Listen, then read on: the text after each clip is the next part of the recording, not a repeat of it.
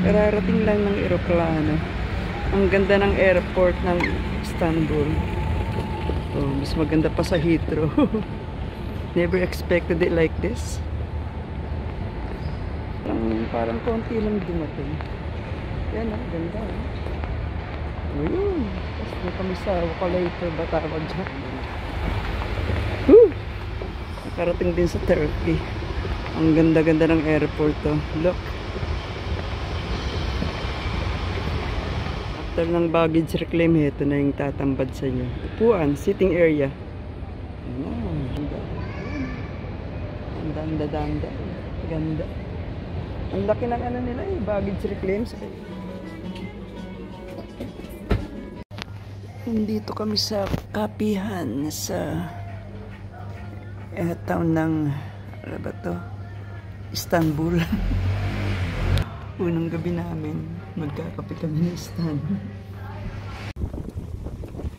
Naglalakad na po kami sa mga maliliit na street ng pinag-i-stay naming hotel.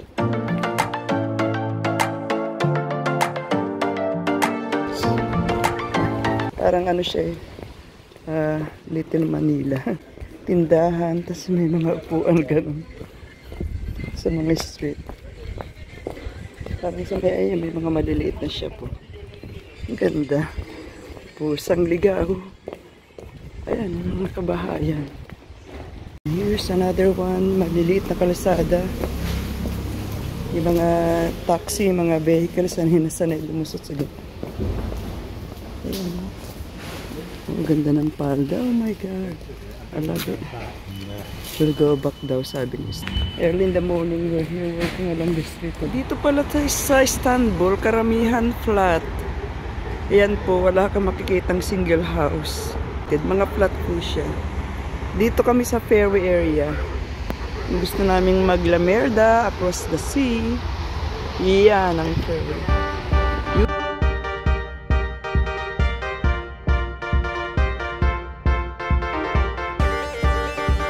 Ito naman, may mga hinahire na bisikleta.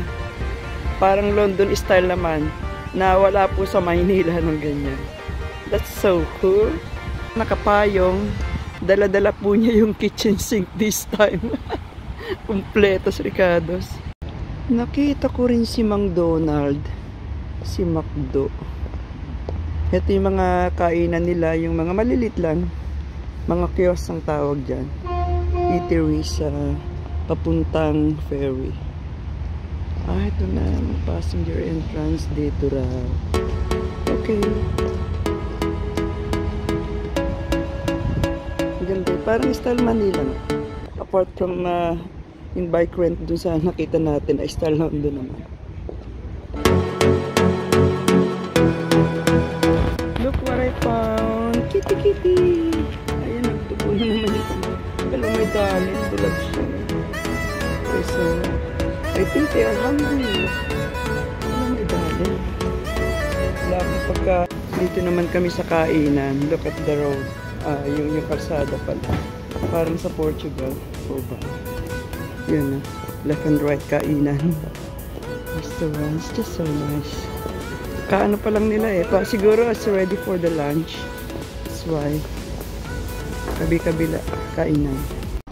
Grabe mga shop dito. Kabi-kabilaan. Alahas, Stella. Mga fake na designer bag. Tapos mga sapatos naman dito.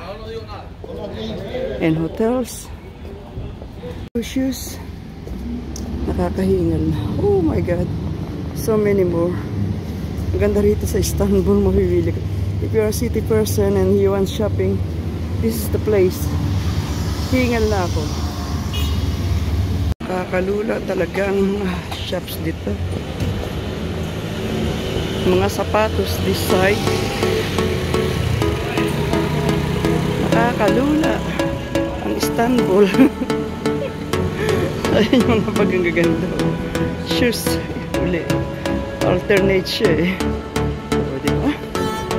Wow. Parang ano, Divisoria. Ayun, ganda mga boots. Pero it's the, much better version ng Divisoria dito.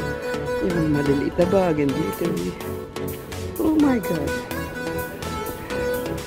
Yan, kung mahilig ka sa bag, ito yung place mo talaga. Mamumuti ang mata mo. Tapos may mga fake po. Fake designer. Ayun. Yan yung kanilang Crumbia. Nasa may little park kami yung upuan. Pinaka-sentro ng mga bilihan. Gusto mo kumain. Sky. May mga bilihan pa rin din. Mga jewelry, bag, shoes, food, anything. Oh, where is it? Where? Oh yeah, okay. I got it. Oh, I got some change on here. That one. I don't have to cross. Busy tingnan mo yung mga tao. Busy area nila. Ito yung pinaka-main. Istanbul. Ngayon kami sa Grand Bazaar. Nasa loob na kami. Ito may mga fake na Louis Vuitton. Mga fake yan. Fake. Para siyang magandang style ng Divisoria. Mas maluwan siya lumakad. Kasi malamig nga rito eh. Malamig dito sa Turkey. Pero not kasing lamig ng ulan. Karamihan mga jewelry. Ito, may mga lights. Yung structure niya. Ginagawa pa lang. Yan, naglilibot-libot kami ni Istan. Ano ito? I don't know. It's a mosque. Nasa open space na rin kami.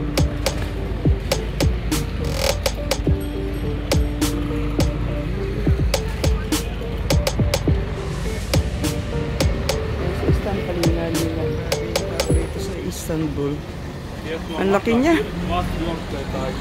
Grabe, everywhere. Ito yung yung sentro niya. Talagang napakaraming shops, mga tao. Ayun, parang mga langga.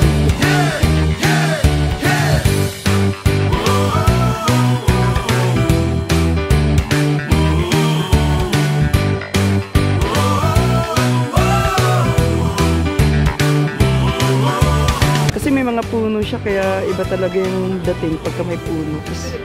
Not so very clean, pero okay lang. Nice and cool yung pakiramdam ko rito. Yung mga baklava, Turkish delight. Yung Turkish delight. Ang dami rito mga fake na designer bags.